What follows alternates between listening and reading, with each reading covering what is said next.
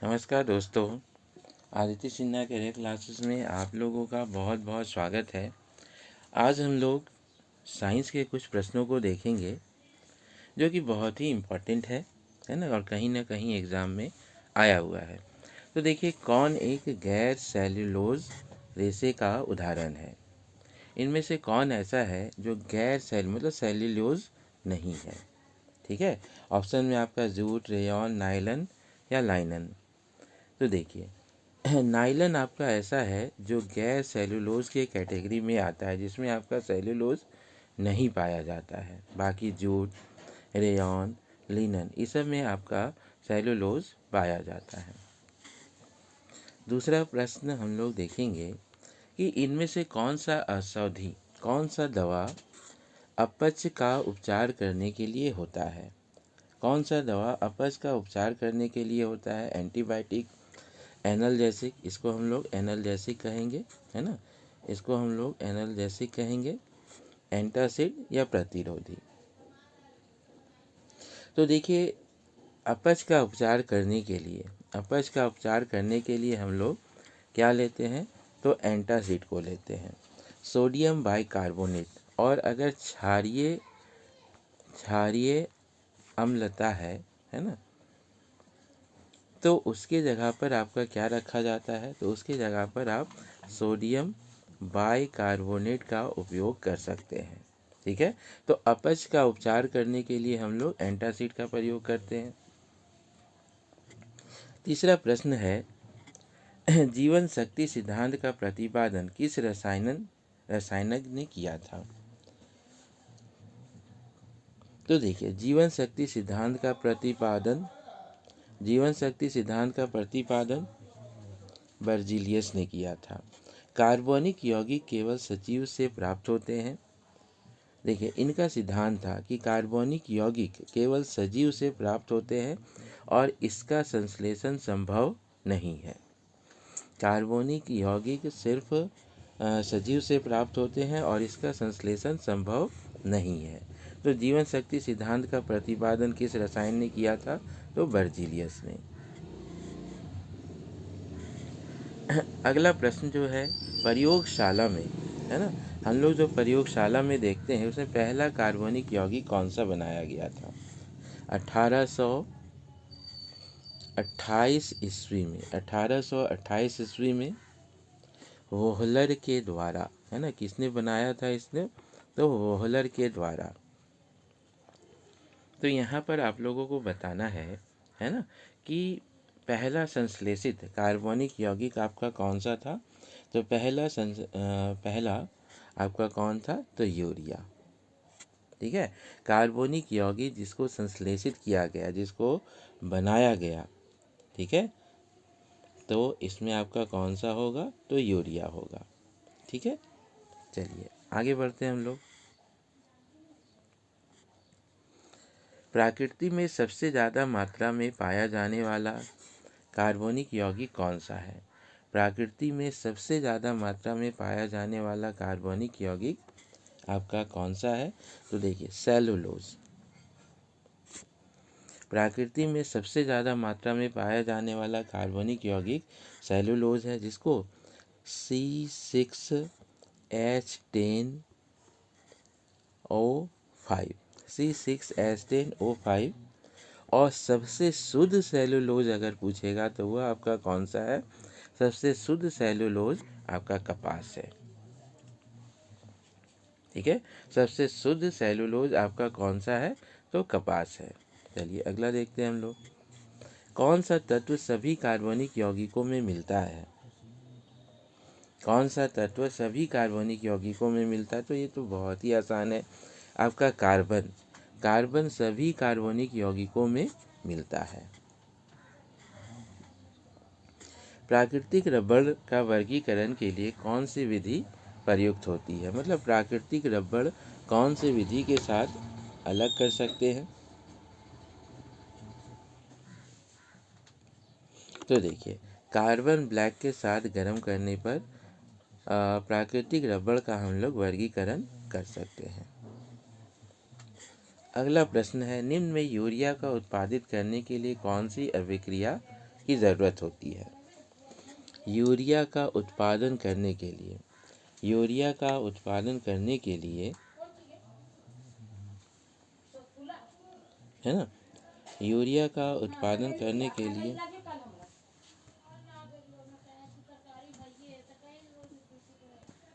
तो देखिए, यूरिया का उत्पादन करने के लिए, यूरिया का उत्पादन करने के लिए कार्बन डाइऑक्साइड, है ना, कार्बन डाइऑक्साइड और अमोनिया का संश्लेषण करवाया जाता है। कार्बन डाइऑक्साइड और अमोनिया, इसका अगर हम लोग रिएक्शन करवाएंगे तो आपका क्या बनेगा, तो यूरिया बनेगा।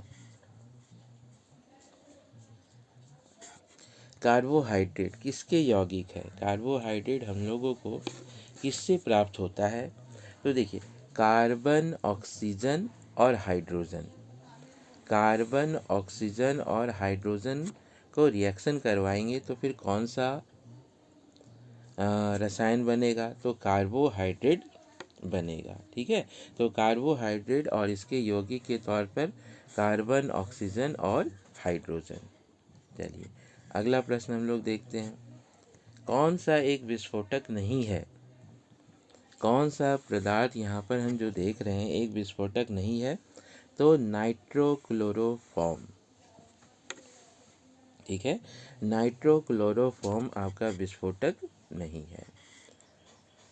किस विस्फोटक का नाम नोबल तेल है, देखिए बहुत ही इम्पोर्टेंट प्रश्न है यहाँ पर कि किस विस्फोटक को हम लोग नोबल तेल के नाम से जानते हैं, है ना, किस विस्फोटक को हम लोग नोबल तेल के नाम से जानते हैं, तो TNG, TNG ये आपका नोबल विस्फोटक के तौर पर जाना जाता है। एथिलीन ब्रोमाइड को पेट्रोल में मिलाने पर क्या होता है, तो देखिए, ये लेड ऑक्साइड विलोपन में सहायक होता है। जब लेड ऑक्साइड को हम लोगों को, मतलब सीसा का पावर को कम करना है तो पेट्रोल में, अब पेट्रोल में आपका एथिलीन डायोब्रोमाइड मिलाया जाता है। क्यों, क्योंकि यह लेड ऑक्साइड का विलोपन करने में सहायक होता है। ठीक है, पारद थर्मामीटर का आविष्कार किसने किया था, पारद थर्मामीटर का आविष्कार किसने किया था, और इसी के बाद से मतलब शराब और पानी के बाद आपका पारा मतलब मरकरी का उपयोग किया जाने लगा। तो देखिए, पारा थर्मामीटर का आविष्कार आपका फ़ारेनहाइट ने किया था, है ना, पारा थर्मामीटर का आविष्कार आपका किसने किया था, तो फ़ारेनहाइट ने किया था। सितारों में अच्छे ऊर्जा का स्रोत का कारण क्या है, जितना भी हम लोग स्टार देखते हैं उसमें क्या है, तो एनर्जी आपका बन रहा है। तो उसमें जो एनर्जी बन रहा है ये तो आप लोग सभी लोग जानते होंगे, संलयन विधि से बन रहा है ना, संलयन विधि से बन रहा है। तो सितारों में अच्छे ऊर्जा का स्रोत का कारण हाइड्रोजन का हीलियम में परिवर्तन है ना, हाइड्रोजन आपका किस चीज़ में कन्वर्ट होता है, तो हाइड्रोजन आपका हीलियम में कन्वर्ट होता है। पहले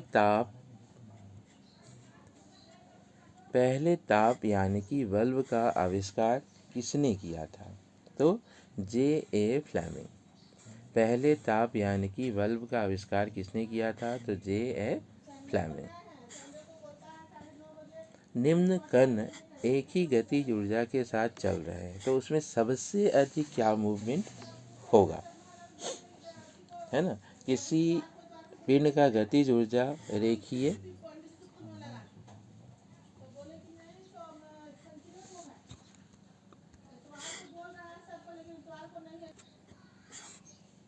देखिए, निम्न कण एक गतिज ऊर्जा के साथ चल रहे तो उसमें सबसे अधिक आपका किस चीज़ का मूवमेंट होगा, तो सबसे अधिक आपका मूवमेंट इलेक्ट्रॉन का होगा। तो क्यों, तो रेखीय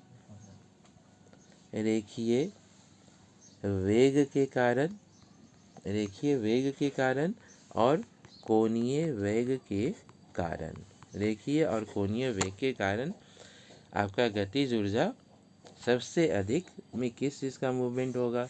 तो इलेक्ट्रॉन का। सुपर कंडक्टर की चालकता कितनी होती है ना? सुपर कंडक्टर की चालकता आपका असीमित होता है। सुपर कंडक्टर की चालकता आपका असीमित होता है। आइंस्टाइन को नोबेल पुरस्कार से सम्मानित किया गया। आइंस्टाइन को नोबेल पुरस्कार से सम्मानित किया गया किसके कारण? तो प्रकाश वैद्युतीय प्रभाव के लिए, है ना। आइंस्टाइन को नोबेल पुरस्कार से सम्मानित किया गया किसके कारण? तो प्रकाश वैद्युतीय प्रभाव के कारण 1922 ईस्वी में, है ना। कब सम्मानित किया गया? तो 1922 ईस्वी में आइंस्टाइन को नोबेल पुरस्कार मिला था फिजिक्स के लिए। एक्स किरणों का प्रयोग किया जाता है। एक्स किरणों का प्रयोग इसलिए किया जाता है तो बहुमूल्य पत्थरों और हीरों की खराबी का पता लगाने के लिए कौन सा किरण का प्रयोग किया जाता है? तो एक्स किरण का प्रयोग किया जाता है। क्यों? तो बहुमूल्य पत्थर और हीरे की खराबी का पता लगाने के लिए। विद्युत उत्पन्न करने के लिए कौन सी धातु का प्रयोग होता है? विद्युत उत्पन्न करने के लिए आपका यूरेनियम धातु का प्रयोग होता है। सबसे भारी तत्व आपका कौन सा है? तो यूरेनियम। तो विद्युत उत्पन्न करने के लिए हम लोग किस चीज़ का प्रयोग करते हैं? तो यूरेनियम का प्रयोग करते हैं। देखिए दोस्तों, यह क्लास आप आदित्य सिन्हा कैरियर क्लास के थ्रू से देख रहे थे। हमारे चैनल को ज़रूर सब्सक्राइब करें।